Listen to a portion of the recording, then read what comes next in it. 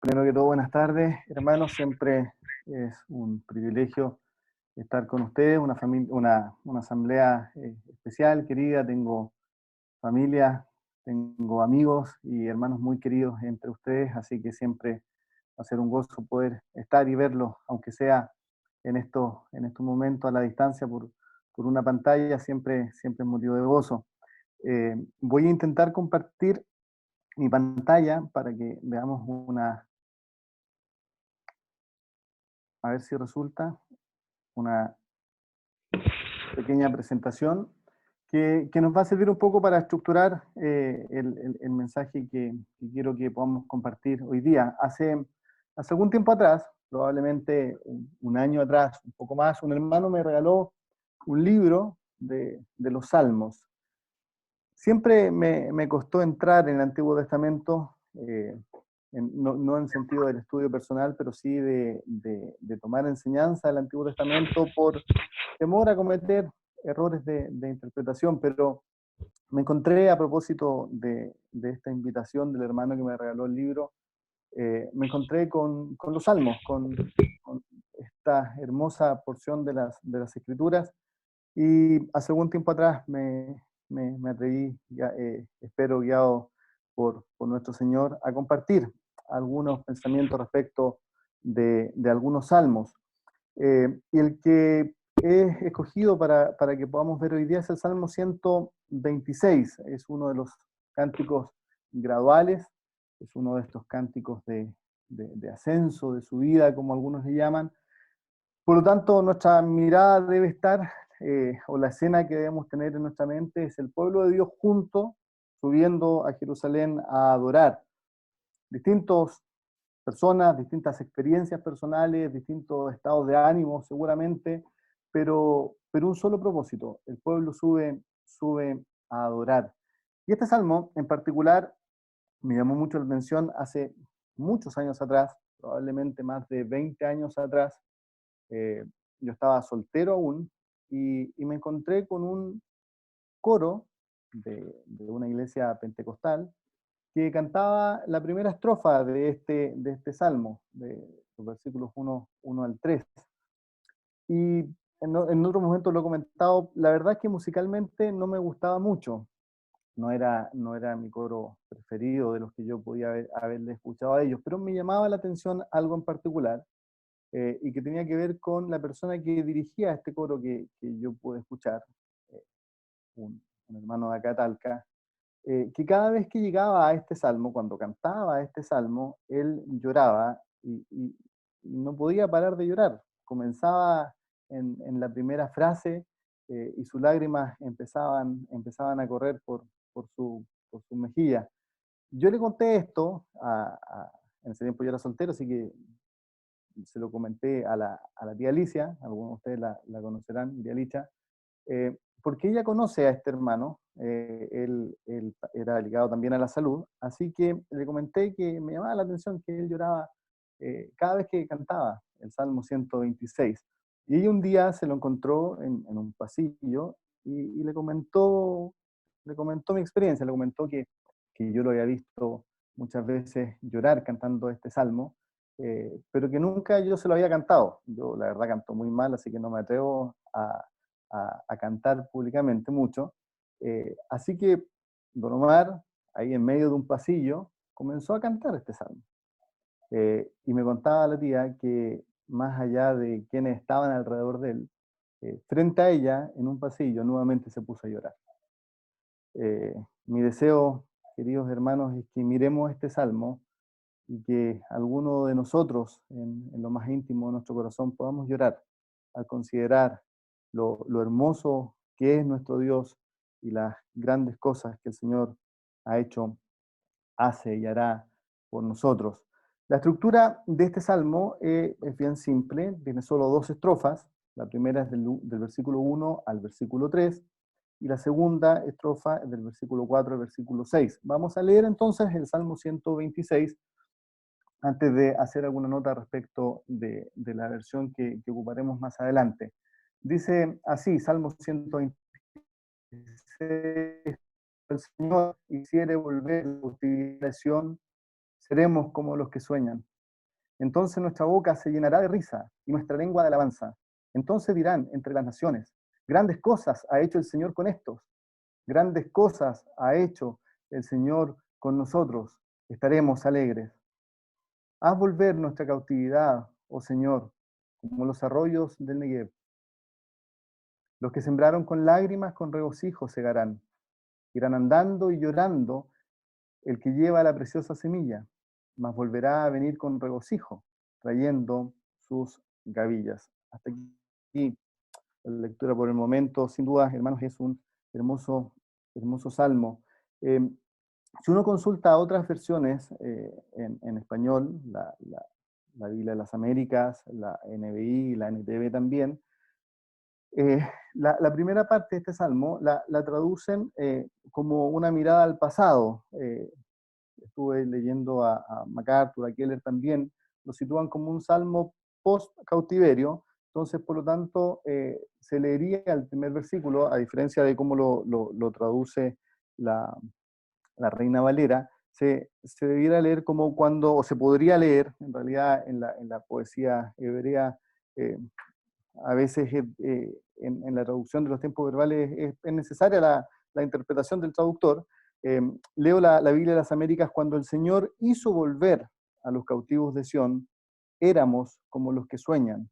Entonces nuestra boca se llenó de risa y nuestra lengua de gritos de alegría.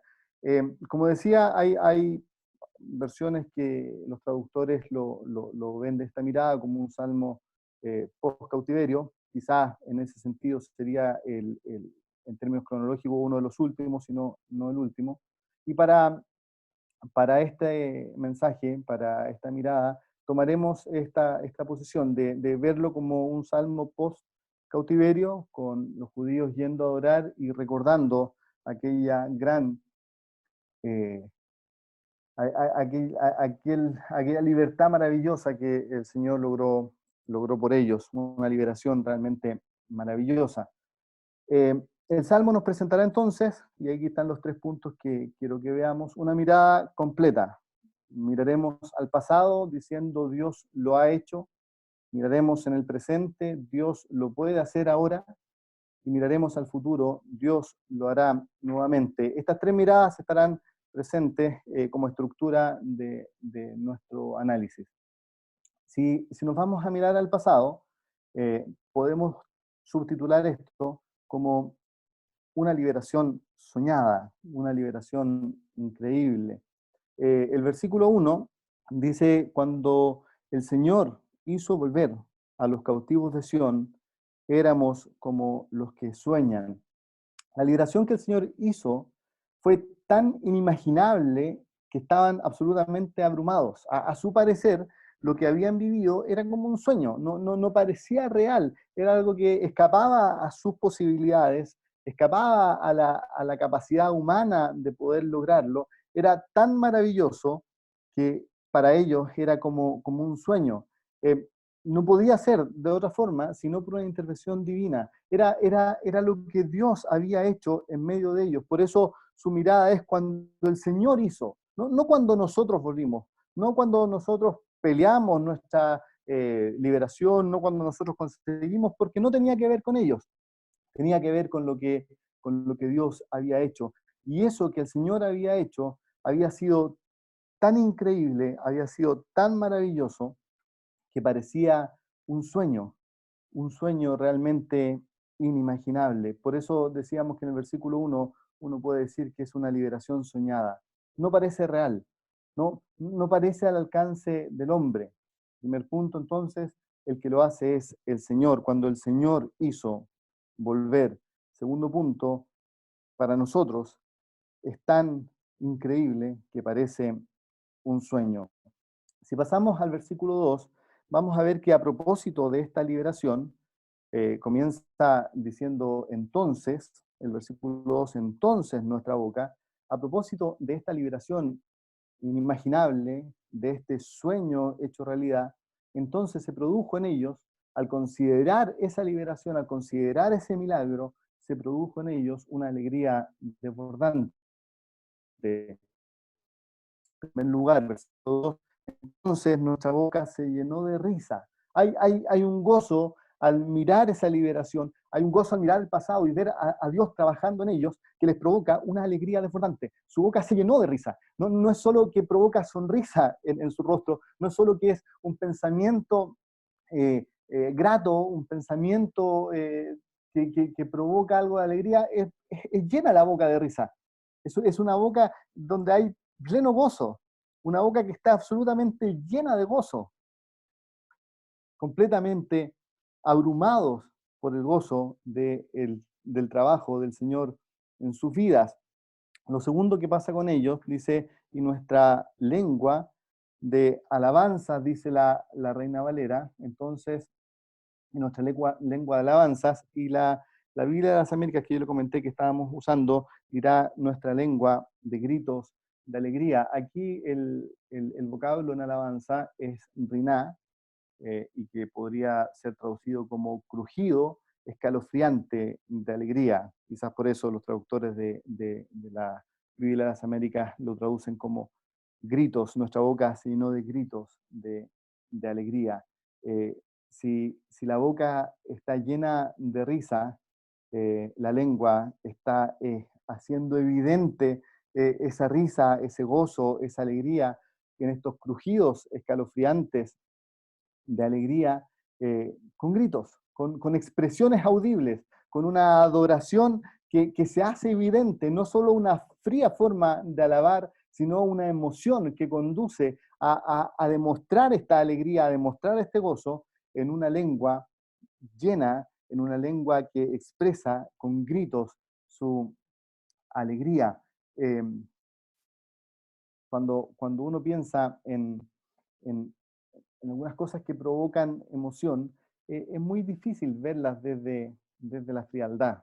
Eh, es muy difícil ver a un padre que recién ha tenido un hijo, contarle a sus cercanos, contarle a sus familiares, a sus amigos, un informe médico. Acaba de nacer no sé quién con tanto peso. No, al final, uno cuando hay emoción, lo demuestra y lo demuestra también en aquellas cosas que nuestra lengua habla, dando expresión de la emoción que uno lleva y del gozo que uno tiene dentro. Cuando esto sucede, pasa lo que dice a continuación. Entonces dijeron entre las naciones, grandes cosas ha hecho el Señor con ellos. Hay una boca que se llena de gozo, de alegría, de risa. Hay una lengua que expresa ese gozo en alabanzas, en gritos de alegría, y hay un testimonio que se hace evidente. Hay terceros que están mirando lo que sucede y se dan cuenta que hay un trabajo que no tiene que ver solamente con circunstancias humanas, que tiene que ver con lo que Dios está haciendo con ellos, lo que Dios está haciendo con nosotros. No solo nosotros nos regocijamos, nos diría un judío subiendo a Jerusalén, sino que los gentiles, el mundo se da cuenta y se admira. Grandes cosas ha hecho el Señor con ellos. Por lo tanto, hay una conclusión personal, una conclusión satisfactoria que dice, grandes cosas ha hecho el Señor con nosotros. Estamos llenos de alegría. Esa es la primera estrofa del Salmo. Y si lo pensamos bien, queridos hermanos, eh, esta estrofa puede ser perfectamente relacionada con nosotros. Nosotros también tenemos una liberación, una experiencia en nuestra vida de liberación que fue como un sueño, extraordinaria, maravillosa, inimaginable, casi imposible de creer. Romanos 6:23 dice que la única expectativa posible era la muerte, porque la paga del pecado es muerte. En nuestra condición natural, en nuestro cautiverio anterior, nosotros solamente podíamos esperar la muerte. Era justo, era lo merecido. Pero al medio aparece Dios. La paga del pecado es muerte, más, pero la dádiva, el regalo de Dios es vida eterna en Cristo Jesús, Señor nuestro. Cuando nosotros lo único que podíamos poner en esta relación era pecado que ofendía a nuestro Dios y su santidad, Dios nos salva. Dios que es rico en misericordia por su gran amor con que nos amó, nos dio vida aún estando nosotros muertos en delitos y pecados. Nuestra salvación es una salvación que también debe ser vista como una liberación inimaginable, como un sueño. De recibir muerte a recibir vida eterna, a conocer a Dios, el único Dios verdadero, y disfrutar de su hermosura, de sus perfecciones. El Señor Jesucristo dijo: en esto conocerán. Esta es, perdón, la vida eterna.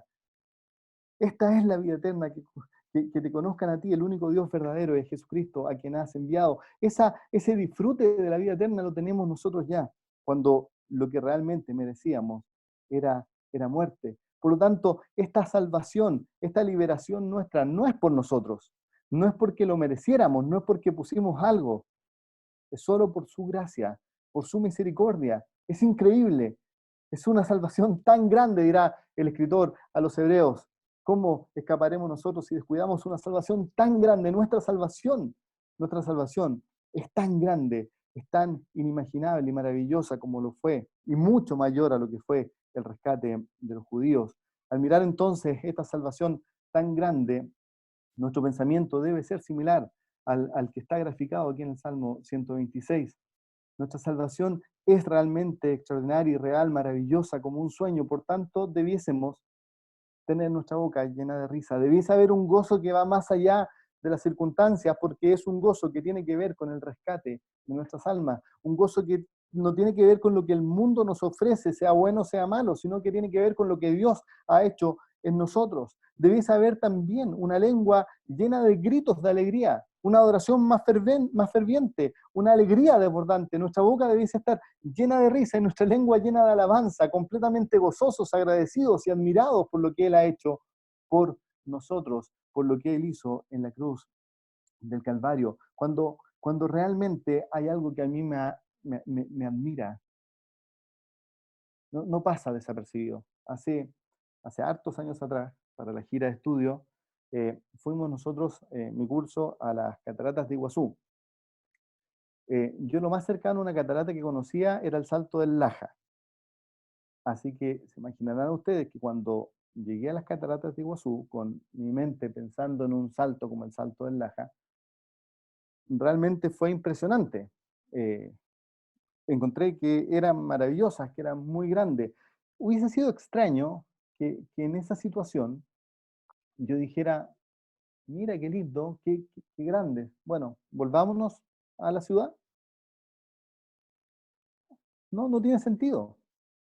Si realmente me había sorprendido el tamaño, si realmente me había sorprendido lo hermoso del lugar, yo quería seguir viéndolo, seguir disfrutándolo, sacar quizás más fotografías, ver otros puntos de vista, recorrer todos los miradores, no sé, pero no querría irme, y además irme con la misma sensación con la cual vine. Estaba experimentando algo que realmente me sorprendía, y por lo tanto eso me iba a cambiar. Lo he contado muchas veces. Acá en Talca hay un lugar en la cordillera que se llama el Enladrillado. Y la mayoría de los talquinos ha ido al Enladrillado. Yo no he ido.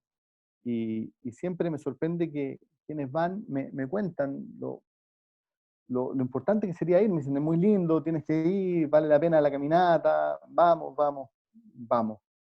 Y cuando uno piensa en por qué sucede eso, por qué yo les cuento mi asombro por las cataratas, por qué la gente que conoce el ladrillado me invita a mí a ir, en realidad esto puede ser hasta graficado de una forma mucho más vana, más básica, como cuando uno escucha un buen chiste, uno no se queda con el guardado, uno siempre quiere compartir aquellas cosas que lo admiran.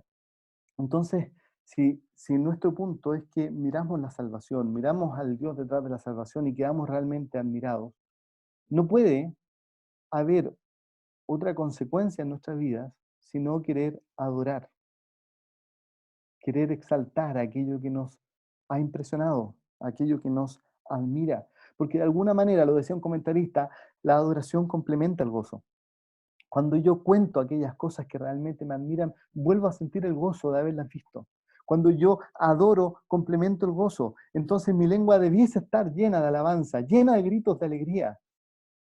Existe en nuestro corazón tanta admiración por nuestro Dios, por su poder, por lo que ha hecho en mí, por lo que ha hecho en nosotros, que es imposible callar ante esa hermosura, es imposible callar ante lo que Él es y lo que Él ha hecho, mucho más allá de las circunstancias. Hace unos años atrás, yo creo que la mayoría de ustedes lo vio, había un video de una pareja que se casó, creo que fue John Piper el que lo publicó, y era una pareja de novios en que él tuvo un accidente automovilístico y quedó postrado.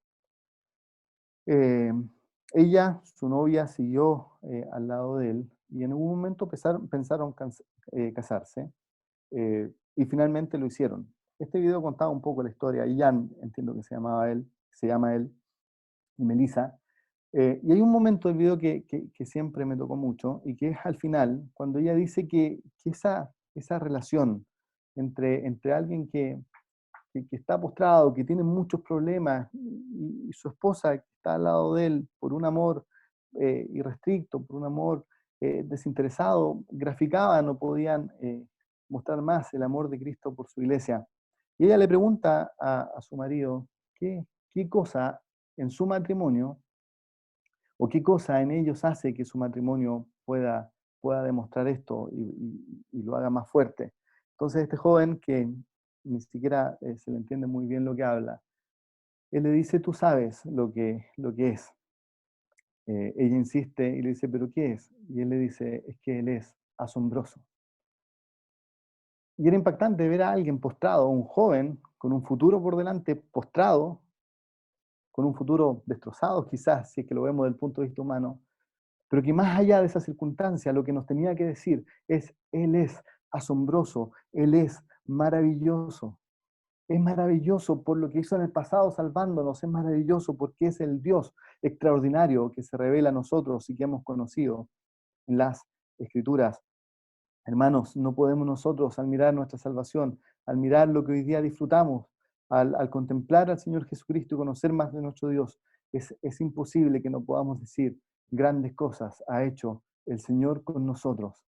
Grandes cosas ha hecho conmigo, sí, pero grandes cosas ha hecho con nosotros, conmigo, con mis hermanos, con todos los que me rodean. Grandes cosas ha hecho el Señor con nosotros.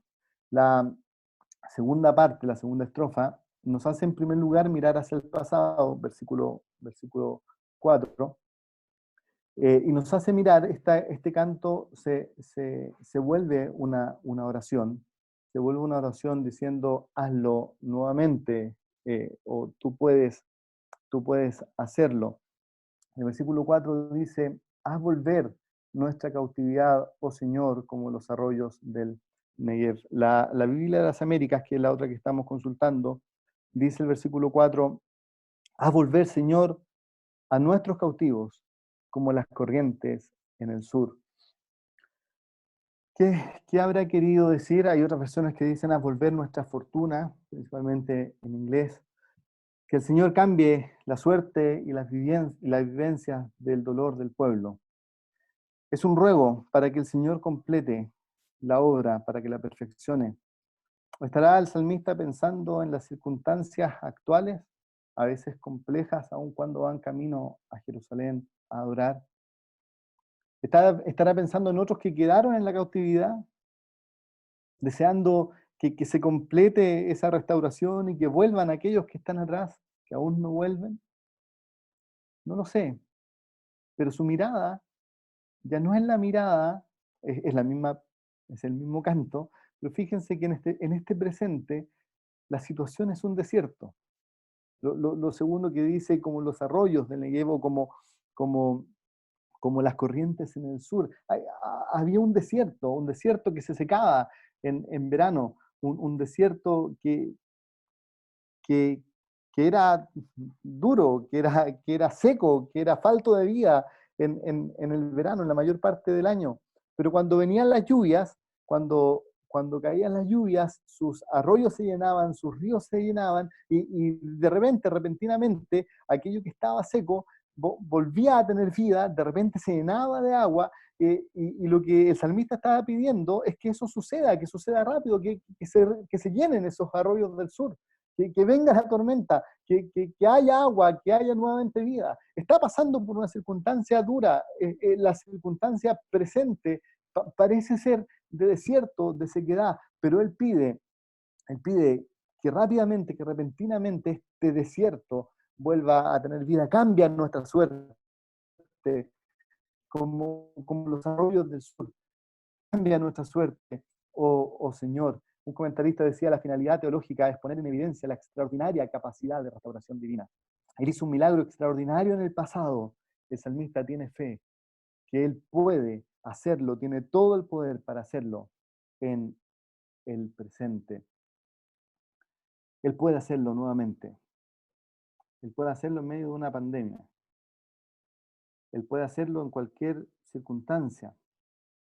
Si nosotros miramos nuestro presente, estamos reunidos ahora a través de esta aplicación porque no podemos juntarnos, porque estamos encerrados en nuestra casa con una amenaza que no vemos, pero que se muestra muy dura, un simple virus que ha puesto a la humanidad entera detrás de sus casas, escondidos, muchos de ellos con miedos, noticias tras noticias de muertes por miles, una crisis económica que afectará con toda seguridad a nuestro país y probablemente a muchos de nosotros particularmente, pero el mismo Dios que nos rescató a nosotros en el pasado es el mismo que nos protege y nos sostiene en el presente.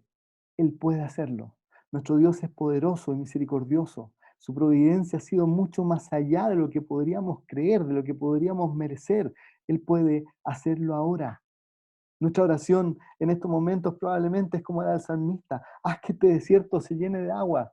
Bendito Dios soberano, en tus planes está este virus, pero nosotros queremos ser sostenidos por ti.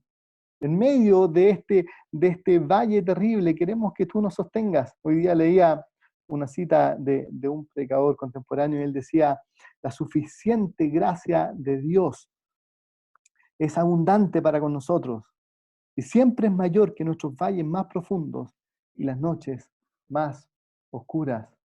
En medio de la pandemia o en cualquier circunstancia, Dios puede hacerlo nuevamente porque depende de su carácter, no de nosotros. Versículo 5 dice, los que sembraron con lágrimas, con regocijo segarán. Irá andando y llorando el que lleva la preciosa semilla, mas volverá a venir con regocijo, trayendo sus gavillas. Los que siembran con lágrimas segarán con gritos de alegría. El que con lágrimas anda, llevando la semilla de la siembra, en verdad volverá con gritos de alegría, trayendo sus gavillas. Si miramos el versículo 5, ya no, la petición no es algo repentino, no es haznos volver ahora nuestra fortuna, que hoy día este desierto se llene de vida, que sea como los arroyos del sur.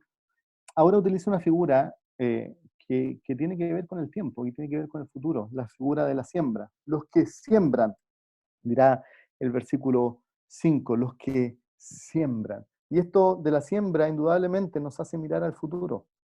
Uno quisiera que la siembra fuese más rápida, uno quisiera imagínense en esta situación de que a veces hay escasez o dificultad para ir a comprar, a mí me gustaría poder salir afuera a sembrar un tomate y que mañana la planta me esté dando tomates y no tener que ir a la feria. Pero en la agricultura no sirve así. La siembra nos hace mirar hacia adelante, nos muestra habitualmente un trabajo en el presente, pero con expectativas de futuro. Ya no es repentino como en el versículo 4, ahora es en el futuro. Los que siembran, los que siembran con lágrimas, es un resultado más lento y es un resultado que nos hace mirar al futuro. Pero lo segundo que nos dice el pasaje es que dice, los que siembran con lágrimas, con regocijo segarán, hay un futuro prometido. Versículo 6, irá andando y llorando el que lleva la preciosa semilla, el que con lágrimas anda, el que con lágrimas anda. Y fíjense que las lágrimas son del andar. Las lágrimas son del andar, no de la siembra. No son inherentes al trabajo de la siembra, son inherentes a la persona que anda con estas lágrimas. Las lágrimas son nuestras. Las lágrimas son de nuestro andar, no necesariamente de lo que nosotros estamos haciendo, pero lo acompañan, pero lo acompañan. Yo no sé cuál será nuestra situación hoy día. No sé si alguno de nosotros estaremos sembrando con lágrimas, que estaremos pasando situaciones con lágrimas, lágrimas inherentes a nosotros, no a la obra de nuestro Dios. Pero lo tercero que tenemos que ver es que en esta siega, en el futuro, aunque por un tiempo sea con lágrimas, habrá gritos de alegría, habrá regocijo, dice la Reina Valera, en la misma palabra que ya decíamos arriba, el mismo vocablo que arriba habíamos traducido como gritos de alegría, como un crujido de alegría. Eh, la siega futura, la esperanza futura es con alegría. Habrá gozo a pesar de las lágrimas del presente. Hay, hay algo que se nos promete en el futuro, porque no tiene que ver nuevamente con las circunstancias que nos rodean, sino que tienen que ver con el carácter que da esta seguridad. Él es inmutablemente bondadoso. Nuestro gozo futuro es seguro, hermanos. A veces lo que nos acompaña serán efectivamente lágrimas. Quizás hoy día mismo lo que acompaña a alguno de ustedes, a alguno de nosotros, sean lágrimas. Pero sabes, hermano, debemos seguir sembrando. Debemos seguir andando con lágrimas. Debemos sembrar, pero debemos esperar en Él. Los resultados no siempre son inmediatos, muchas veces, en la siembra muchas veces, siempre son futuros, pero hay que esperar, pero esperar en Él. Tenemos un Dios misericordioso que nos ha rescatado, que nos sostiene y que nos sostendrá en las lágrimas y nos asegura un futuro lleno de gozo. Hay un Dios de gracia que cambia nuestra tristeza en gozo. Hay un Dios que nos promete un futuro lleno de gozo. El apóstol Pablo a los romanos le dirá, pues considero que las aflicciones del tiempo presente no son comparables, no son comparables con la gloria venidera que ha de manifestarse en nosotros. A los corintios les decía, porque esta leve tribulación momentánea produce en nosotros un cada vez más excelente y eterno peso de gloria, no mirando nosotros las cosas que se ven, sino las que no se ven, pues las que se ven son temporales, pero las que no se ven son eternas. Si hoy día hay lágrimas, nuestro Dios nos asegura un futuro de gozo y nuestra mirada debe estar en ese futuro de gozo. Miramos al pasado y hay una gran liberación que sucedió en nuestras vidas. Miramos el presente, más allá de las circunstancias, hay un Dios poderoso que nos sostiene. Y miramos el futuro y el mismo Dios nos promete un gozo sin final, más allá de las circunstancias presentes. Inclusive a través de los dolores presentes. El pasaje que mencionábamos de Corintio, porque esta leve tribulación momentánea lo que produce ese cada vez más excelente y eterno peso de gloria es la tribulación momentánea. Por lo tanto, no es solo a pesar de las circunstancias difíciles, muchas veces es por medio de las circunstancias difíciles que podemos vivir, pero hay un cada vez más excelente y eterno peso de gloria. ¿Dónde debemos mirar entonces en todo tiempo? Puesto los ojos en Jesús. Y ahí he puesto para ustedes dos cosas. Un hermoso pasaje, muy conocido por todos, Hebreos 12:2. Puesto los ojos en Jesús, el autor y consumador de la fe, el cual por el gozo puesto delante de él sufrió la cruz, menospreciando lo propio, y se sentó a la diestra del trono de Dios. Fíjense algo, hay una persona que literalmente sembró con lágrimas. La Escritura nos dice que entrando a Jerusalén, él lloró. Lloró por Jerusalén. Él iba a Jerusalén a sembrarse a sí mismo. Había dicho, si la semilla no cae en tierra y muere, no lleva fruto. Él se iba a sembrar y se sembró con lágrimas, por el gozo puesto delante de él, para ver el fruto de la aflicción de su alma, nosotros, hermanos, y quedar satisfecho. Nuestro Señor es el mayor ejemplo de esto, de sembrar con lágrimas por un futuro que hay un gozo que es distinto. Por el gozo puesto delante de él, sufrió la cruz, menospreciando lo propio, y hoy él está sentado al trono de la diestra de Dios. Él ve el fruto de la aflicción de su alma y está satisfecho. Cuando los creyentes vivimos puestos los ojos en el Señor Jesucristo y su cruz, encontramos la verdadera felicidad. Admiramos su persona y deseamos su hermosura. Podemos concluir como aquel salmista: grandes cosas ha hecho el Señor con nosotros. Nos deleitamos en su poder. Debiéramos explotar en gritos de alegría, en una felicidad plena en Él, en sus perfecciones, viendo la gloria de Dios en la faz de Jesucristo, propósito de nuestra salvación. Dios, el mismo Dios que de las tinieblas hizo que resplandeciera la luz, resplandeció en nuestros corazones para iluminación, para iluminar la gloria de Dios, el conocimiento de la gloria de Dios en la faz de Jesucristo. Y puse también una hermosa canción. Hay un coro que me gusta mucho que se llama Fija tus ojos en Cristo. Me gusta un poquito más la versión en inglés, que dice algo así: fija tus ojos en Cristo, enfócate en su rostro maravilloso, y las cosas de la tierra se volverán extrañamente oscuras a la luz de su gloria y de su gracia. Podremos vivir en paz en medio de las circunstancias, disfrutando su paz. Él es el mismo ayer, hoy y por los siglos. Contemplemos nuestra salvación, disfrutemos de su gloria y pongamos nuestra esperanza completamente en la gracia que se nos traerá cuando Él sea manifestado. En este tiempo difícil y en los tiempos de prosperidad, en todo tiempo, vivamos puestos los ojos en Jesús. Que el Señor pueda bendecir su palabra en nuestros corazones, pueda hacernos disfrutar este salmo y al mirarlo podamos llorar de alegría, con una boca llena de risa, con una lengua llena de alabanza, llena de alegría, por quien es nuestro Dios. Muchas gracias, hermanos. Vamos a orar antes de que nuestro hermano Andrés abra los micrófonos y ya desde ahora me despido de todos, pero le doy las gracias por haber sido invitado, por poder compartir la palabra con ustedes. Oremos.